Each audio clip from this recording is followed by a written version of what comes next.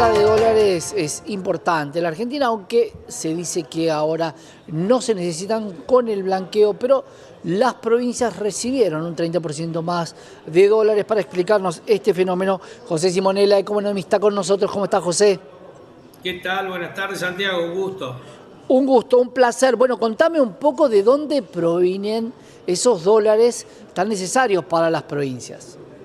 Bueno, de acuerdo al informe que ha terminado CAME sobre el monitor de las exportaciones pymes, claramente esto está vinculado a una mejor cosecha como consecuencia de que culminaron 3 años de sequía, heladas tempranas y demás, y que por otro lado digamos, la tranquilidad del dólar ha hecho de que muchos productores decidan liquidar los granos o la oleaginosa que tenía en los silo bolsa, ¿no? Claro, esa es la gran pregunta que se hacen todos, porque con un blend del 20%, pero con un dólar de 1.000, con liquidaciones que están por debajo, hablaba con algunos productores que me decían hay una pérdida de $50 por tonelada de soja. Sin embargo, los exportadores liquidaron en tiempo y forma, y muchos se preguntaban por qué no esperaban una corrección en el tipo de cambio. Bueno, claramente porque no se la ve venir en el corto plazo esa corrección del tipo de cambio. Los exportadores, los empresarios han entendido que este dólar bajo ha venido para quedarse, que ya el gobierno habría cruzado el desierto de la falta de dólares, fundamentalmente alentado por un muy buen blanqueo que le permitió comprar dólares en meses donde habitualmente no compran, ¿no? O sea, octubre fue el mejor octubre de los últimos 15 años en compra de dólares por parte del Banco Central. Muchos decidieron no quedarse esperando, liquidar los dólares frente incluso a una posibilidad de que las materias primas bajen de valor, y por otro lado teniendo en cuenta también que la tasa de interés hoy puede transformarse en una tasa de interés real positiva, es decir, que esté a niveles de inflación o un poco por encima, cuando en años anteriores había una expectativa de que la tasa era negativa, con lo cual le convenía financiarse en peso, y la expectativa de la devaluación era muy grande. Entonces, esto es para lo que hace el productor de oleaginosa, de cereales, pero también tengamos en cuenta, Santiago, que ha sido muy bueno el precio del azúcar, por ejemplo, ¿no? El valor del azúcar subió mucho y la liquidación de azúcar ha ayudado. Te diría que es lo que más, el complejo azucarero es lo que más precios subió, digamos, ¿no? 600% más Claro. en valores liquidados por la azúcar, pero lo mismo podemos decir por el complejo de fruta, no solamente los cereales y las oleaginosas, sino que en general se ha visto un aumento de las exportaciones de todo el complejo agrícola, por decirle así, sea del frutícola, sea del azucarero o sea de los cereales. Incluso la carne vacuna también. José, ¿el campo aprendió a hacer carry trade? No, el campo ya lo hacía, es decir, el campo en años anteriores aprovechaba los préstamos a tasa negativa que le daban los bancos para poder utilizar ese préstamo para financiar la campaña y tratar de mantener el silo bolsa, el cereal, esperando que mejorara el precio como consecuencia de la devaluación. De nuevo, acá el dólar no solamente se planchó, sino que tiene tendencia a la baja. Hoy la brecha está por debajo del 10%, y esto hace pensar que la unificación del tipo de cambio, no la salida del cepo, que son dos cosas distintas, está más cerca de lo que podría haberse previsto para esta altura. Así que yo creo que muchos productores decidieron vender su producción en lugar de especular con ella, mientras que antes lo hacían al revés, decidían especular porque eso era plata y en realidad eran dólares que no podían comprar porque su valor estaba linkeado al tipo de cambio. Cuando hablamos de dólares para las provincias, entendamos que los dólares de los exportadores entran por el mercado único libre de cambio, una parte por el blend y se liquida en pesos. ¿Volvieron a comprar dólares el sector? Yo creo que no, el sector difícilmente venda cereales o oleaginosos para comprar dólares, por lo general compran insumos que en algunos casos están dolarizados, pero que compran insumos, digamos. Es más, algunos han decidido aprovechar, como bien decías vos, el carry trader, esta bicicleta financiera, que es vender dólares o vender productos dolarizados y hacer depósitos en pesos para obtener una tasa real positiva. Pensemos que por más que la tasa sea baja, digamos, en términos de, o comparado con la inflación, en términos de un dólar que está planchado o hacia la baja, es una tasa muy importante la que se ha obtenido en estos últimos meses en la Argentina. Así que esto puede haber hecho también que algunos productores decidan dejar de especular manteniendo el grano en silo bolsa y pasar a especular teniendo un depósito en peso o alguna otra alternativa de inversión. Lo cual, digo, la palabra especulación como una palabra lícita, legal, de cualquier hombre de negocio, que incluso hasta los consumidores lo hacemos cuando compramos con la tarjeta en cuotas sin interés, ¿no? O sea, todo de una forma u otra especulamos y no está mal cuando esa especulación no es de medida, claramente.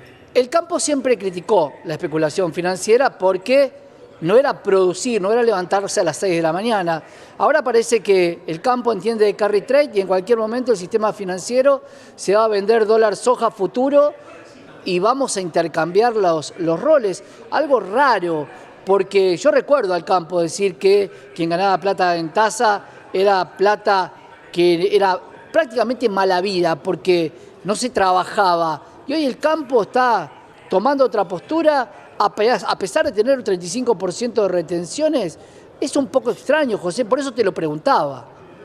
Yo creo que de a poco va cambiando la percepción que tenemos que tener todo con el sector financiero, ¿no? El sector financiero, te digo, está por demás castigado en Argentina porque obviamente una serie de eventos de default y demás ha hecho que muchas veces se quedaran con plata de los ahorristas, pero en realidad no se le quedó el sistema financiero, sino que se la quedaron los que tomaron préstamo y no lo devolvieron. Es decir, cuando a vos te devolvieron cuando terminó la convertibilidad 1,40 por cada dólar, cuando el dólar estaba a 3, en realidad los beneficiados fueron los que tenían préstamos en dólares que se lo pasaron a 1. La diferencia entre 1 y 1,40 lo terminaron pagando los contribuyentes con impuestos que le hubo que darle a los bancos, pero en realidad no hubo que darle a los bancos, hubo que cubrir un descalce. Entonces digo, el sector financiero siempre ha tenido una función muy importante en la economía, que es canalizar el ahorro de la gente, de aquellos que quieren ahorrar, en el sector productivo.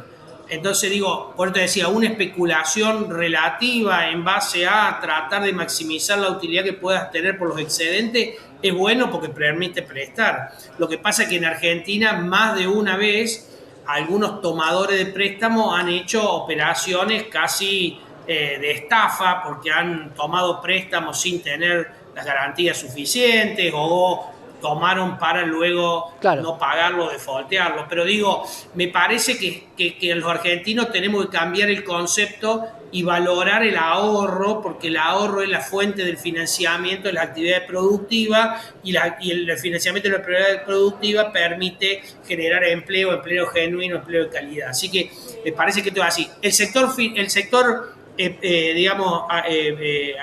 agropecuario es un sector muy dinámico que entendió muy rápido el uso de la tecnología y le dio un valor agregado muy grande, y ahora me parece que en estabilidad también va a usar de las herramientas financieras que son lícitas, como la usa el sector industrial, ¿no? El tema es que el Estado regule para que no haya abuso de ningún sector en estos casos contra nadie, ¿no? Tratar de equilibrar al sector financiero de tal suerte que el ahorrista pueda mantener su capital y por otro lado los sectores productivos puedan obtener financiamiento a una tasa que le permita generar inversiones productivas. José, ¿qué pasa con el blend? Porque hoy, por lo que me contás, esta situación de liquidar el 20 con una brecha tan corta y con un carry trade, prácticamente no es un driver para el sector agropecuario tenerlo o no tenerlo. No, hoy el blend de a poco va perdiendo su atractivo, como bien decís vos, la brecha es muy, muy chica. Seguramente el sector agropecuario debe estar aspirando a una quita de retenciones. Mira, yo creo que en estos últimos meses, el sector exportador, sea agropecuario o industrial, entendió que el gobierno no está dispuesto ni a devaluar ni a quitar el cepo. Por eso comenzó a reclamar reformas desde el punto de vista tributario, menor presión tributaria, aprovechando un superávit fiscal que empieza a consolidarse más allá de la licuación. Entonces digo, e incluso reformas laborales. Daría la impresión de que la mayoría de los actores económicos han entendido que la devaluación no está en el radar de este gobierno, salvo que suceda un cisne negro. Pero en el corto plazo no va a estar, y entiendo, Santiago, que en el corto plazo tampoco va a haber una salida del cepo. Con lo cual, los atractivos de los sectores productivos tendrán que venir por una reforma estructural, fundamentalmente de la presión tributaria. Y no habría que descartar algún gesto del gobierno poquito antes de las elecciones en términos de balizar algo respecto de la reducción de retenciones, cuestión que ahora no la puede hacer, pero me da la sensación que antes de las elecciones probablemente balice ese camino en lugar de la salida del cepo. Hay una situación en la Argentina que tiene que ver con una lucha de sectores productivos, porque recién hablábamos con sectores textiles que no tienen la suerte de poder hacer carry trade con sus productos. ¿Cómo se va a arreglar esta situación? Porque el campo pelea por el campo, la minería por la minería. Sin embargo, todo el resto de los sectores productivos, como las industrias, están complicadas, José. Y si se saca retenciones, va a estar complicada la recaudación. ¿Cómo ves ese equilibrio que se pueda mantener? Bueno, yo creo que si se producen reformas estructurales que permitan bajar el gasto de una manera responsable, a valores que Argentina ya ha tenido de gasto público, probablemente pueda haber una reducción de impuestos. Recordemos también, Santiago, que acá hay 5 o 6 impuestos que representan casi toda la recaudación y el resto son más trabas burocráticas que otra cosa. Por otro lado, sí creo que está preocupada la pyme argentina con una apertura indiscriminada de las importaciones, y acá me parece que los argentinos debemos aprender de la lección de Martínez de O, como la de los años 90, donde hubo una gran cantidad de cierres de pymes como consecuencia de una apertura indiscriminada de la economía. Claramente la producción argentina no está en condiciones hoy de competir abiertamente con los mercados más poderosos del mundo, porque son muy diferentes las condiciones fiscales, las condiciones laborales, la financiera, la inflación, y además te diría, hay países que no solamente, que además tienen, promueven las exportaciones con dumping. Entonces me parece que hace falta un Estado que regule, que sí termine con los monopolios. No puede ser que el acero en Argentina se pague varias veces más que lo que se paga en el resto del mundo, porque eso le quita competitividad a toda la industria que usa acero y le hace a los argentinos pagar un costo mucho más elevado que el que corresponde. Ahora, cuidado, no hablamos de las importaciones y que los que importan acero sean los mismos que producen, con lo cual siguen manteniendo el monopolio, pero disminuye la producción local. O sea, me parece que ahí el Estado tiene que cumplir la función de regulador que cumple en todos los países del mundo. No Estado, empresario, pero sí un Estado que regule los abusos del sector privado con las posiciones dominantes cuando las existen, ¿no? Sin duda, José, es una visión más amplia, que es un poco la que tenemos que tener todos, porque claro, al tener la economía en pantalla son muchos los sectores que se ven perjudicados por algunas medidas. Otros se benefician, otros utilizan instrumentos financieros que antes no utilizaban, y así estamos con nuestra economía. José, gracias por estar con nosotros.